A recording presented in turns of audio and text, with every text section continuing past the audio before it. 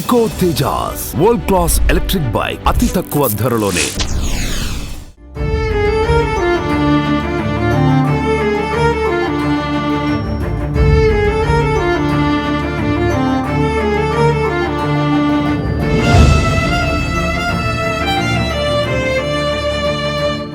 తన కుటుంబీకుల చేతిలోనే తన భర్తను పోగొట్టుకొని పుట్టెడు దుఃఖంతో కన్నీరు మున్నీరవుతుంది భార్గవి. ఇదే భార్గవికి ప్రస్తుతం కేసు విత్డ్రా చేసుకోవాలంటూ కూడా బెదిరింపులు వస్తున్నాయి. ఏకంగా 2 కోట్ల రూపాయలు ఆఫర్ ఇస్తున్నారు. ఈరోజు తెల్లవారుజామున వృత్తి తెలియని వ్యక్తులు వచ్చి వాళ్ళ మామగారిని బెదిరించినట్లు తెలుస్తా ఉంది. ఇదే అంశంపై మొత్తంగా మనమైతే భార్గవితో మాట్లాడదాం. నమస్తే అమ్మ భార్గవి. ఇప్పుడు మీరు కేసు విత్డ్రా చేసుకోవాలని మీకు బెదిరింపులకు పాల్పడినట్టు తెలుస్తా ఉంది. ఏంటి అసలు ఎన్ని గంటలకు వచ్చారు, ఎట్లా బెదిరించారు, వాళ్ళు ఏమి మిమ్మల్ని బెదిరించారు? నిన్న మామయ్య గారు అన్నారంలో ఉన్నారు. అంటే మేము ఇటు వచ్చేసినాం, ఎమ్మెల్యే వాళ్ళు ఇట్లా మాట్లాడడానికి రమ్మన్నారు. మేము ఇక సూర్యాపేటకు వచ్చేసినాం. మామయ్య ఇంకా బంటికి తలగూరు పెట్టడం వల్ల తనని అక్కడనే ఉంచాలని చెప్పి అక్కడనే ఉంచిండ్రు. అయితే మేము ఇటు వచ్చేసిన తర్వాత ఈవినింగ్ టైంలో ఇంకా మామయ్యకి ఎవరో ఇద్దరు బయటికి రమ్మని పిలిచారంట. ఇంకా మామయ్య ఏమనుకుంటాడు, ఇంకెవరైనా వస్తారు కదా మాట్లాడడానికి, లేకుంటే బంటి ఫ్రెండ్స్ ఏమో అని చెప్పి వాళ్ళ దగ్గరికి వెళ్ళిండు. 2 వీలర్ మీద వాళ్ళు 2 మెంబర్స్ వచ్చారంట. వచ్చి నువ్వు కేసు విత్డ్రా చేసుకోకపోతే మాత్రం నిన్ను మీ కోడల్ని చంపేస్తాం, 2 కోట్లు ఇస్తాం మీకు, కేసు విత్డ్రా చేసుకోండి అని చెప్పి మాట్లాడిండ్రంట. ఇంకా మా మామయ్య ఏజ్డ్ పర్సన్ కాబట్టి ఇంకా తనకేం తెలియదు. ఇంకా బంటి చనిపోవడంతోనే తను ఏం ఆలోచిస్తుండో ఏం చేస్తుండో కూడా తనకు అర్థం కావట్లేదు. అట్లా ఇంకా తను ఏడ్చుకుంటూ మాకు ఫోన్ చేయడం జరిగింది. అప్పుడు ఇట్లా మా అన్నయ్యకి ఫోన్ చేసి ఇట్లా నన్ను చంపేస్తా, కోడల్ని చంపేస్తాం, నీ కోడలికి ఒక 1 crore నీకు 1 crore ఇస్తా అని చెప్పి బెదిరించారు. ఇంటి దగ్గరకు వచ్చాని చెప్పిండు మామయ్య. మేము వెంటనే ఇక్కడ సూర్యాపేటలో ఉన్నప్పుడు ఇంకా కలెక్టర్ గారి దగ్గరికి వెళ్ళి మేము కంప్లైంట్ ఇవ్వడం జరిగింది. ఇట్లా మాకు వాళ్ళ నుంచి బెదిరింపులు వస్తున్నాయి, మమ్మల్ని రక్షించండి, మాకు ఫాస్ట్ ట్రాక్ కోర్టు ఖచ్చితంగా కావాలి, తొందరగా ఏర్పాటు చేయండి అని చెప్పి కంప్లైంట్ ఇచ్చి మాకు ఏదో ఒక ఉపాధి కలిగించండి అని చెప్పి మాట్లాడొస్తే కలెక్టర్ గారు సరే అని చెప్పి మాట్లాడతామమ్మా, ఖచ్చితంగా మీకు రక్షణ కల్పిస్తాము, మీరు జాగ్రత్తగా ఉండండి, మీ ఇంటి ముందు మేము పోలీసు వాళ్ళని పెడతాము అని చెప్పి మాట్లాడడం జరిగింది కలెక్టర్ గారు. ఓకే, నీ భర్తను చంపింది నీ కుటుంబమే. నీ న్యాయ పోరాటం ఎలా ఉంటుంది? సో నీ రక్త సంబంధికులకు ఎటువంటి శిక్ష పడాలని కోరుకుంటున్నాను మీరు? వాళ్ళకి ఖచ్చితంగా జీవిత ఖైదు శిక్ష పడాలి. ఎందుకంటే ఇప్పుడు ఒక వ్యక్తిని చంపేంత కోపం ఎందుకు ఉంటుంది అంటే, మా పేరెంట్స్ని మేము ఒక రూపాయి ఇవ్వండి, ఒక పైసలు ఇవ్వండి కట్నం అని చెప్పి ఇట్లా బెదిరించడం అవి ఏది చెయ్యలేదు. మా అంతటా మేము ఉంటున్నాము, మా జీవితం మేము గడుపుతున్నాము. వాళ్ళని ఏది ఒక్కసారి కూడా మేము మాట్లాడకపోయేది, వాళ్ళ ఇంటికి కూడా వెళ్ళలేదు, వారు ఊర్లకు కూడా మేము వెళ్ళి తిరగలేదు, ఏది చేయలేదు. వాళ్ళే ఇట్లా ఎస్సీ అని చెప్పి కులాంతర వివాహం చేసుకున్నారు, ఇట్లా అని చెప్పి వాళ్ళకి కులం పిచ్చి బాగా, అట్లా అని చెప్పి బంటిని చంపేయడం జరిగింది. వాళ్ళు మీ కుటుంబీకుల కులం పిచ్చి అంటున్నారు. నీకు నీ భర్తకు థ్రెట్ ఉందని తెలిసి కూడా మీరు ఎందుకు ముందస్తుగా పోలీసులను ఆశ్రయించలేదు? అంటే మేము ఇంకా లవ్ మ్యారేజ్ కదా మాది, ఇంకా పేరెంట్స్ ఎవరైనా కోపం మీద ఉంటారుగా, 1 year తర్వాత ఇంకా వాళ్ళే మాట్లాడతారులే అని చెప్పి మేము ఆల్రెడీ డిస్కషన్ చేసుకున్నాం ఇంతకు ముందే. ఏం కాదులే, ఇప్పటికి ఇంకా కొత్తగా కదా మనం పెళ్లి చేసుకుంది, తర్వాత అయినా మాట్లాడతారులే అని చెప్పి మేము మాట్లాడుకున్నాం. కానీ మరీ ఇలా దారుణంగా చంపేస్తారని చెప్పి ఎక్స్పెక్ట్ చేయలేదు. బంటి కూడా ఇంకా అట్లా అని ఎక్స్పెక్ట్ చేయలేదు. అంటే సూర్యాపేటలో పెళ్లి చేసుకున్న తర్వాత సూర్యాపేటలోనే కాపురం పెట్టారు కదా, అసలు అది మీకు ఆ థ్రెట్ అని భయం ఎప్పుడైనా మాకు ప్రమాదమే అనిపించలేదు? ఎందుకు దూర ప్రాంతాలకు వెళ్ళలేదు మీరు? మేము అట్లా ఏం అనుకోలేదు, మరి ఇట్లా చేస్తారని చెప్పి అనుకోలేదు. కోపంగా ఉంటారు కదా ఎవరైనా, పేరెంట్స్ చెప్పకుండా పెళ్లి చేసుకున్నాం అని చెప్పి, కానీ మరి ఇలా దారుణంగా చేస్తారని చెప్పి అనుకోలేదు. బంటి కూడా అసలు ఎక్స్పెక్ట్ చేయలేదు. బంటి కూడా అన్నాడు, సర్లే నిమ్మలంగా మేము వాళ్ళు మంచోళ్ళే కదా, మనతో కలుస్తారులే అని చెప్పి మాట్లాడుకున్నాం మేము అప్పుడు. అంటే మీ నాన్నమ్మ, మీ అన్నలు, మీ నాన్నపై గతంలోనే కేసులు ఉన్నాయని పోలీసులు చెప్తున్నారు. అవును. అసలు వాళ్ళు ఏం నేరాలు చేశారమ్మా ఇంత ముందు? వాళ్ళు ఇంకా ఊర్లో గొడవలు అవి నార్మల్ గా గొడవలు. అంటే ఎటువంటి గొడవలు పోయేవాళ్ళు?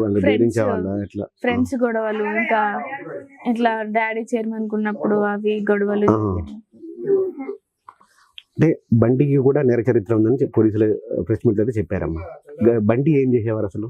సెటిల్మెంట్ అవి చేసేవారు?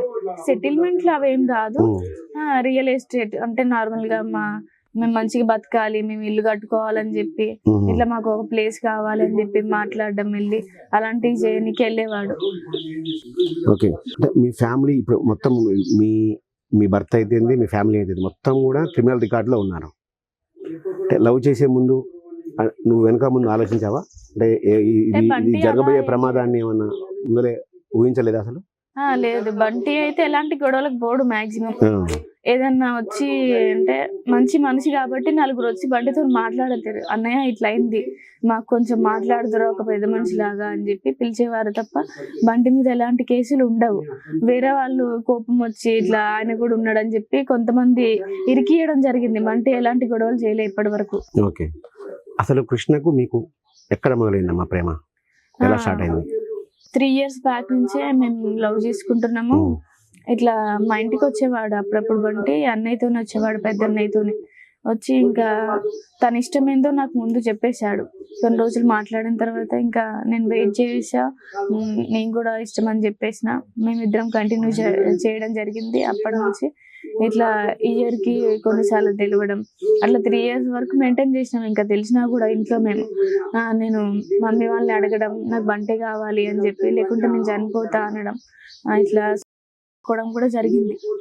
ఇంకా వాళ్ళు ఒప్పుకోవట్లేదు. ఇంకా నాకు చేశాను అది మందు, పొలంలో మందు తాగినప్పుడు, అయినా కూడా వాళ్ళు ఒప్పుకోలేదు.